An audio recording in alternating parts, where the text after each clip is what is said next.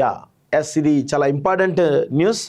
మందకృష్ణకు పద్మశ్రీ కేఎల్ కృష్ణ, వదిరాజ్ రాఘవేంద్రచార్య కూడా ద్రౌపది ముర్ము చేతుల మీదుగా ప్రధానం. పద్మభూషణ్ స్వీకరించినటువంటి సినీ నటి శోభన మొత్తం 68 మందికి పద్మ పురస్కారాల అందజేత అంటూ కూడా చూస్తున్నాం. రాష్ట్రపతి ముర్ము చేతుల మీదుగా అవార్డు అందుకుంటున్నట్టు మందకృష్ణ అంటూ చూస్తాం. ప్రజా ఉద్యమాలలో గత 35 సంవత్సరాలుగా అలుపెరగనటువంటి పోరాటం చేస్తున్నటువంటి వ్యక్తి మందకృష్ణ మాదిగ.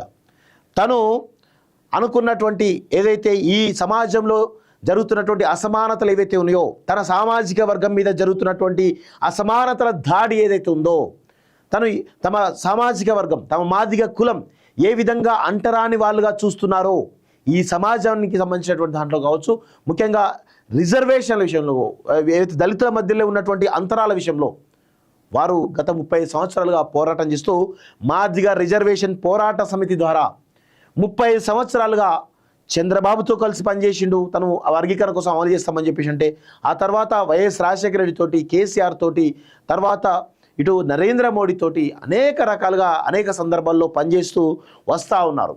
సో ఎక్కడ కూడా రాజకీయ నాయకుల ప్రముఖులు ఎవరైతే ఉన్నారో వాళ్ళిచ్చేటువంటి రాజకీయ పదవుల తాయిలాలకు ఆశపడి ఎక్కడ కూడా కాంప్రమైజ్ కాకుండా కేవలం తన సామాజిక వర్గానికి జరుగుతున్నటువంటి అన్యాయం విషయంలో అనేక రకాలుగా పోరాట రూపాలను విస్తృతపరుస్తూ ముందుకెళ్ళినటువంటి సందర్భం మనం చూసినాం. సో గత 30 సంవత్సరాలుగా మందకృష్ణ మాదిగ గారి జర్నీ చూస్తే మీకు చాలా విషయాలు తెలుస్తాయి. చాలామంది వచ్చిరు పోయిరు, ఇలాంటి ఉద్యమాలు, ప్రజా ఉద్యమాలకు సంబంధించినటువంటి విషయాల్లో వచ్చిరు పోయిరు, కానీ రాజకీయ పదవుల కోసమో డబ్బుల కోసమో ఆశపడ్డరు పోయిరు. కానీ మందకృష్ణ ఒక్కడే 30 సంవత్సరాలుగా పోరాడి ఆయన రిజర్వేషన్ ఏదైతే వర్గీకరణ అవుతుందో, ఎస్సీ వర్గీకరణ అవుతుందో అది కంప్లీట్ అయ్యే వరకు కూడా ఈరోజు ప్రధానమంత్రి నరేంద్ర మోడీ గారిని తెలంగాణకు తీసుకొచ్చేసి ఎస్సీ వర్గీకరణ అనుకూలంగా చెప్పించేసేసి, సో ఆయన ద్వారా ఈరోజు సుప్రీంకోర్టు జడ్జిమెంట్ ద్వారా ఈరోజు వివిధ రాష్ట్రాల్లో ఎస్సీ వర్గీకరణ అమలవుతున్నటువంటి విషయం గమనిస్తూ ఉన్నాం. సో నిజంగా వారు చేసినటువంటి ఈ 30 సంవత్సరాల సుదీర్ఘ పోరాటం ఏదైతుందో యవ్వన దశలో ఆయన జీవితం ప్రారంభమైంది. ఇప్పుడు ఆయన 60-65 సంవత్సరాల వయసులో ఉన్నారు. ఆ 30 సంవత్సరాల వయసులో ఆయన చేసినటువంటి పోరాటాలు నిజంగా ప్రభుత్వాల్ని కదిలించినాయి, ప్రభుత్వాలను భయపెట్టినాయి, ప్రభుత్వాలను నిలబెట్టినాయి. అనేక రకాలుగా ఆయన చేసిన ప్రయత్నాలు చాలా రకాలుగా ఉన్నాయి. సో చాలామంది చాలా విమర్శలు చేస్తూ ఉంటారు, కానీ 30 సంవత్సరాలు ఒకే అంశం మీద ఉన్నాడు అంటే అది నిజంగా హ్యాట్స్ ఆఫ్ చెప్పాలి.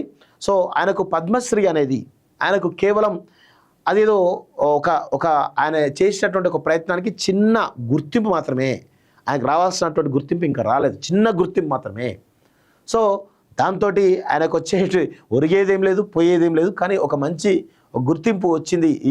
ఈ దేశంలో ఉన్నటువంటి ఒక అత్యున్నతమైనటువంటి పద్మశ్రీ పురస్కారం వచ్చింది అనేది మాత్రమే అనుకోవాలి తప్ప ఇంకా ఆయనకు రావాల్సినటువంటి, ఆయన చేయాల్సినటువంటి పనులు చాలా ఉన్నాయి, ఆయనకు రావాల్సినటువంటి పనులు చాలా ఉన్నాయి.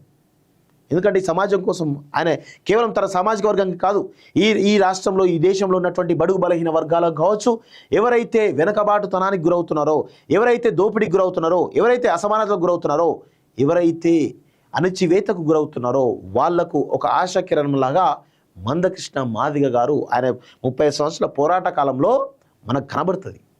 ఆయన మహిళల కోసం పోరాడిండు, వృద్ధుల కోసం పోరాడిండు, వికలాంగుల కోసం పోరాడిండు, బీసీల కోసం పోరాడిండు, ఈ సమాజంలో ఉన్నటువంటి అన్ని వర్గాల కోసం, అదేవిధంగా అగ్రవర్ణాల్లో ఉన్నటువంటి కొమట్ల కోసం కూడా పోరాడినటువంటి ఒక ఘనమైనటువంటి చరిత్ర మందకృష్ణ మాదిగది. సో అలాంటి వ్యక్తి ఇంకా ముందుకు పోవాలి. ఇంకా ఇవన్నీ కూడా ఏదో ఆయనకు చిన్న గుర్తింపు మాత్రమే తప్ప ఆయనకు ఇంకా రావాల్సిన పనులు చాలా ఉన్నాయి, ఆయన చేయాల్సినటువంటి పనులు చాలా ఉన్నాయి. రెండూ ఉన్నాయి ఇక్కడ. ఆయనకు రావాల్సినవి చాలా ఉన్నాయి, ఆయన చేయాల్సినవి కూడా చాలా ఉన్నాయి. ఆయన మీద ఇప్పుడు చాలా పెద్ద గురుతర బాధ్యత ఉన్నది తెలంగాణ సమాజంలో. సో ఆ బాధ్యతను ఏ విధంగా ముందుకు తీసుకెళ్తాడు అనేది ఇప్పుడు తెలంగాణ సమాజం కూడా ఆశ్చర్యంగా, కొంత ఆసక్తికరంగా ఎదురు చూస్తూ ఉంది. సో చూద్దాం మరి వారి పయనం ఎట్లా ఉంటుంది, ఏ విధంగా ముందుకు పోతాడో భవిష్యత్తు తేలేటువంటి అవకాశం అయితే కనబడతా ఉంది.